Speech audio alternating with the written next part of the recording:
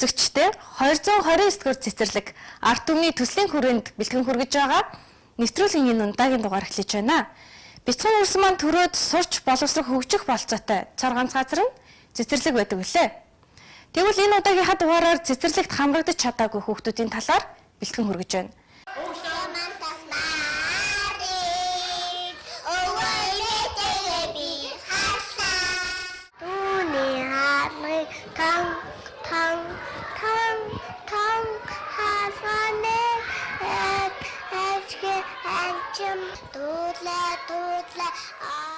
Хүүхэд бидний амьдралын баяр баясгалан.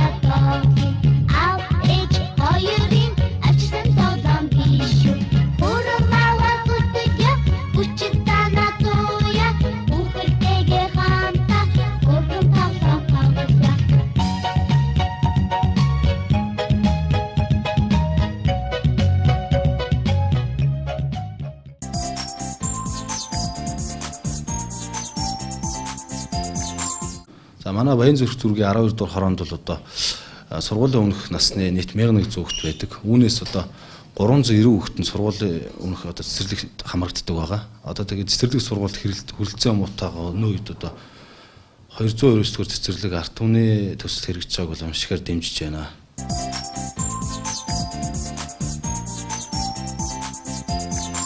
Ерөнхийдөө статистиктоор 14-өөс 16 мянган хүн амтай байдгийг. Тэгээд тэрнээс бага насны хүүхдүүд 1100 орчим гэж бодоод манайх оронд ч одоо ганцхан цэцэрлэг байдаг улсын. Тэгээ хувийн нэг цэцэрлэг нийлээд ингээд 400 хүн хүүхэд хамрагддаг. Одоо яг манайх дахин төлөвлөлтөнд орсон болохоор удахгүй цэцэрлэг сургуулийн хамрагдах юу нь хүүхэд хамрагдах нь орших байх гэж бодож байна. Тэрнээс урд нь бол нөгөө хүүхдээ хараад эцэг эхчүүд нь ажил хийж чаддгүй. Тэгээд эсвэл эмээ өвөд харуулдаг. Тэгээд гэртээ цаашлуулдаг хүүхэд аягүй олон байсан. Тэгээд дан гэр хороолт болохоор бас осолтой гэсэн эрсдэл их гарах гэсэн магадaltaй байсан. Одоо харьцан гайгүй болох байх гэж л найдаа сууж байна да.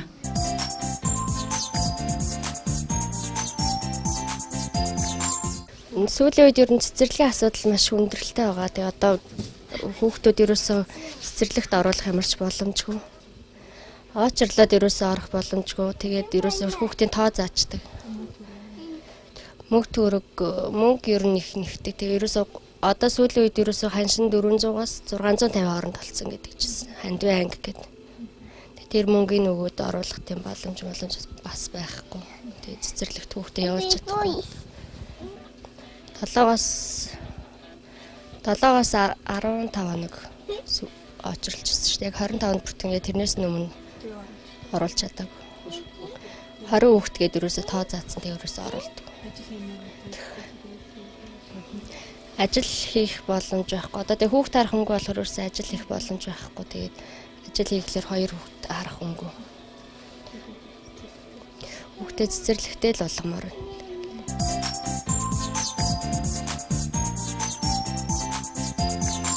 За манайх Баян зүрх зүргийн 12 дугаар хороонд амьдардаг. Тэгээд манай энэ хороонд бас айгүй их тийм цэцэрлэг цэцэрлэгт хамрагдаж чадахгүй цэцэрлэгийн насны хүүхдүүд айгүй их байдаг. Тэгээд манайд ч гэсэн одоо хамрагдаж чадаагүй 4 жил болж байна. 2 удаа очрлоод яг цэцэрлэг орох төгөхөөр айгүй их очртой болчдөг. Хонж очрлдог, ээлжээр очрлдог, машин дотроо хондог асуудал тэр зарим хүмүүс майхантай хүртэл ирсэн байдаг. Тэгээд энэ асуудлаар бас олон хүмүүс ярьдаг, сонгуул болох тохиорол бараг өчнөө цэцэрлэг сургууль бариад өвний нэтрэгээл ярьдаг.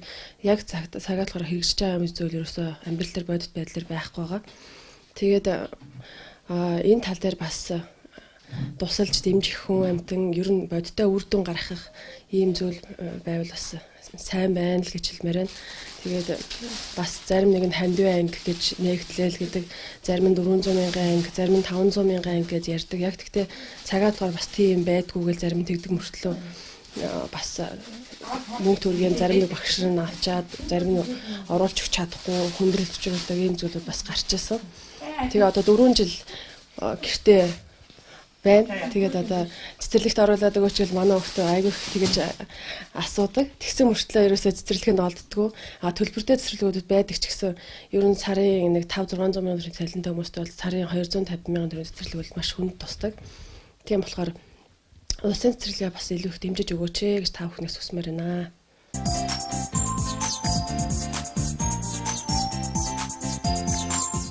Цэцэрлэгийн ажил ерөөсөө олдохгүй. Би өөрөө 2 хараа зүрх юу нүдний цусны аппарат хагалгаа хийл гэсэн. Тэгээ ямар сандаа одоо амьдрах ирэхээр ээжийн ажилдаа оруулаад юу аавын ажиллаас нь гаргаад 2 хүүхдийг харуулж байгаа. Тэр орн одоо иймэрхүү хөөтөн ойтон байдаг, нүр түлээх ховор байдаг. Ийм л байна да. Энэ намаржанга одоо цэцэрлэгийн ажил үйлчлэлд оронтой байхгүй тоог үүсэн гэдэг ерөөсөө авдаггүй. Тэгэл энэ гэртэл ингээл байж байдаг. Өглөө болохоор одоо гэр нь өдөржин гал түлээл байж байгаа байл нь хүүхэд. Тэрээс аадгүй ямар санда манайд нэг хагас тутуу өглөөд нэг орж иж улаашуулаад нуснаа гожгол ингээл байж идэг. Тэгэл өдрөө одоо энэ 2 юм мэдх юм биш их чинь хичээлдээ явчихаар энэ 2 хүүхэд нь аав нь хараал ингээл байж идэг. Нэг дулаасмраа идэл ингээл байж идэг. Ийм л ажилтай байдаг. Ээж нь одоо ёстой амьдрах хэрэг нь ээж нь нэг тоцмол цалинтай 500 мянган төгрөг авдаг техникийн сургуульд байдаг болохоор тэнд ажиллая гэл аав нэг хуваараа хөлмөр хийдэг болохоор болохгүй энэ 2 хүүхдээ харахаас өөрөө арахгүй. Ийм л байна.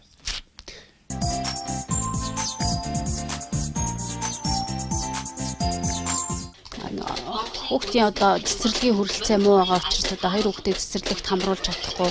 Одоо хувийн цэцэрлэгт өгнө гэхээр одоо хувийн цэцэрлэгийн төлбөр асуудал юу нэг тэгэл хүнд байгаа учраас одоо энэ юунд хамрагдаж одоо 2 хүүхдээ цэцэрлэгт одоо хамруулахаар болоод хамруулахаар тэгэл энд одоо 2 хүүхдээ одоо ингээл ажил хийж байгаа нөхцөлд ингээл хүүхдээ харах бололцоогүй болол одоо энэ цэцэрлэгт хамруулж одоо хүүхдүүдэд юу талаа өсөлттэй байгаа. Тэгээд улсын цэцэрлэгт болохоор одоо яг үгээр одоо очор дарааллаас нь давхуулаад ер нь жоохон хүндрэлтэй яг нөгөө өгтийн бололцоо байхгүй болоод одоо юм цэцэрлэгт хамруулж гайхамшигт автсан 2 аялагчид сонирхсан зүйл их л байгаа байх та. Энэ нөгөө юу вэ? Ойрхон хөө? Тэгээд одоо ер нь тиймэрхүү хүндрэлтэй байгаа учраас одоо энэ цэцэрлэгт одоо хувийн гэр цэцэрлэгт одоо хамруулах хүсэлттэй байгаа 2 хүүхдээ. Би нэг оролдоод үзэж болох уу?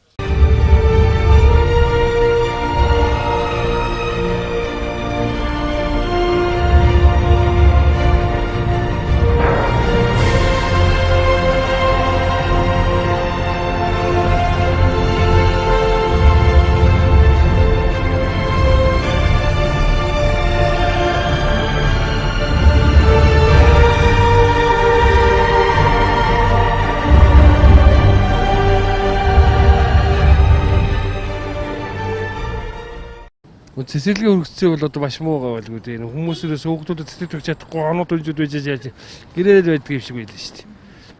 Цэцэрлэг бол маш хэрэгтэй байлгүй. Хүмүүс ч гэсэн бас ажил хийхэд хүүхдүүдэд хүртэл цэцэрлэг өгөх хэрэгтэй л байх л та. Гэхдээ цэцэрлэг бол өндөө хөрөлцөхгүй байгаа л да. Манай хүүхдүүд ч гэсэн арай хижл нэг хүүхдээ оруулсан нөгөөх нь цэцэрлэггүй байж байгаа ч тийм. Тэгээ ер нь чинь гол нь барих л ёстой шүү дээ. Цэцэрлэг сургуулийг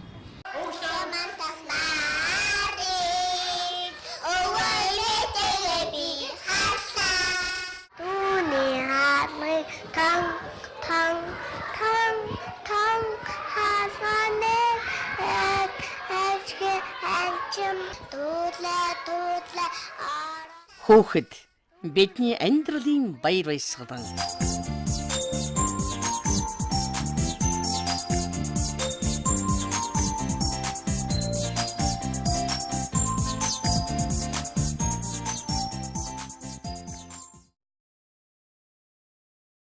$229 дугаар цэцэрлэг ард түмний төслийг би дэмжиж сэтгэлээрээ дэмжиж байна.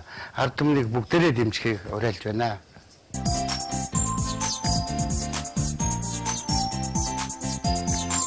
$229 дугаар цэцэрлэг барих төсөлд бид бүхэн нэгдсэн та бүхнийг нэгтгэхийг уриалж байна.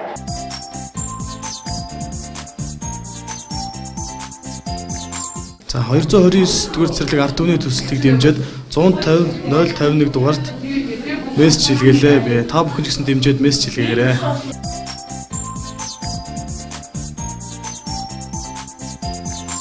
$229 дугаар цэцэрлэг ард түмний төсөл амжилтаа үргэлжилсээр байна. Цэцэрлэг барих энэхүү улсад хандив өгсөн бүх иргэд аж ахуйн нэгж байгууллагуудаа баярлалаа. Төслийн талаарх илүү дэлгэрэнгүй мэдээлэл авахыг хүсвэл доогоор гарч байгаа хаягаар хандна уу. Ингээд Монголын улс маш олон болтугай. Хэрвээ та ирээдүгөө боддог бол надтай адил 229 дахь цэцэрлэг ард түмний төсөлд нэгдээрэй. Цэцэрлэг барьж байгаа сайн улсад би өөрийнхөө хувь нэмрийг оруулж байгаа. 229 дугаар цэцэрлэг та бүхэн бүгдээрээ нэгдэцгээгээрэй. Бүгдээрээ 229-д нэгдэцгээе.